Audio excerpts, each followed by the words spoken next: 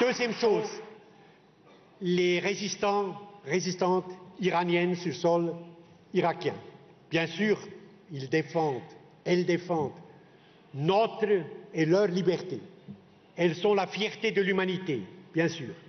Elles sont l'avant-garde, comme disait Niels de Tardé tout à l'heure, de la révolution victorieuse en Iran à venir. Mais en même temps, maintenant, sur le plan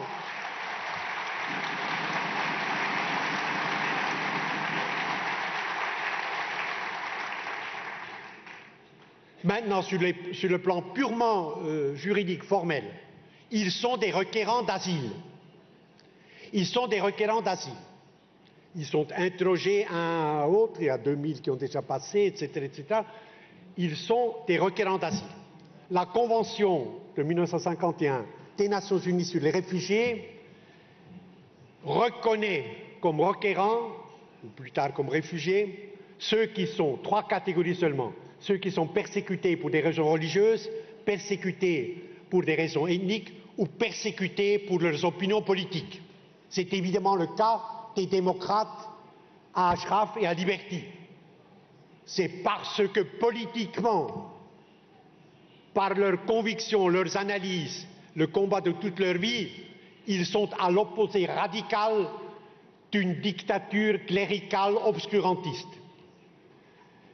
La protection des requérants d'asile est écrite dans la Convention 51.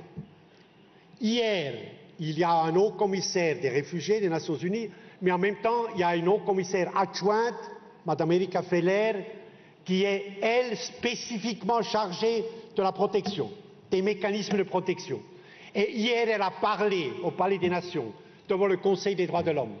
Elle a réaffirmé publiquement que les requérants d'asile, en processus de requête d'asile, sont sous la protection de la Convention. Elle n'a pas parlé d'Ashraf ni de Liberté, évidemment, mais elle a parlé des réfugiés africains qui, quand ils sont en mer, en route vers les Canaries, ou en Méditerranée, en route vers Malte et Lampedusa, déjà quand ils sont en mer, avant même qu'ils aient atteint la frontière sud de l'Europe, ils sont sous la protection de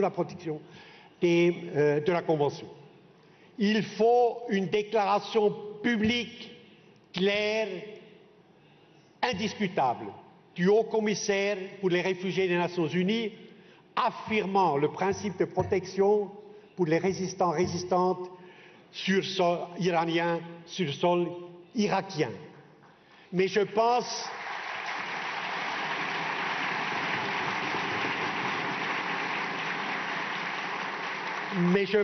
que ce n'est pas suffisant.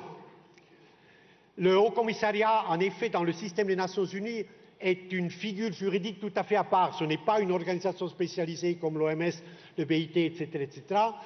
C'est une organisation née dans les années 30, dans des circonstances tout à fait particulières, qui a un conseil d'administration. 18 États qui forment le conseil de direction suprême devant lesquels le haut-commissaire doit rendre compte, expliquer, assumer ses responsabilités. Il faut donc intervenir sur le conseil d'administration. Il faut contacter chacun de ces États membres du conseil d'administration, du haut-commissariat, et le confronter avec sa responsabilité. Parce que s'il y a un mort de plus à Liberté ou à Ashraf, eh bien c'est ces États-là, ces gouvernements, ces ambassadeurs qui siègent dans le conseil d'administration du haut-commissariat, qui sont directement responsables, au même titre que le haut-commissaire. Les principes de la charte, sans les principes de la déclaration, il n'y a pas de civilisation sur Terre. Donc tous, nous avons intérêt à ce que les Nations Unies vivent, soient crédibles, fassent leur travail. Nous avons tous intérêt. Or, en se taisant sur Liberty, en se taisant sur Ashraf, en ne mettant pas en œuvre, pas la semaine prochaine, mais immédiatement, les mécanismes de protection des requérants d'asile, eh bien les Nations Unies perdent un peu plus, même beaucoup, de leur crédibilité et de leur honneur. Je termine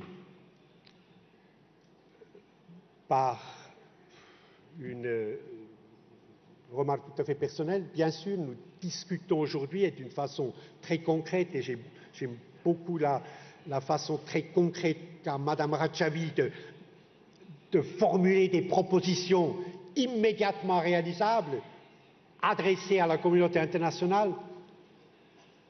Nous sommes là pour éviter un massacre qui est annoncé, puisque le lac Mali qui a dit « de toute façon je ne peux rien faire s'il y a un nouveau massacre qui vient », et les mollahs publiquement des documents disent « nous allons recommencer très prochainement à tirer sur ces maisons en papier avec des fusées, avec des missiles, et ils ne vont pas, si on les laisse faire, s'arrêter avant que tout le monde soit mort ».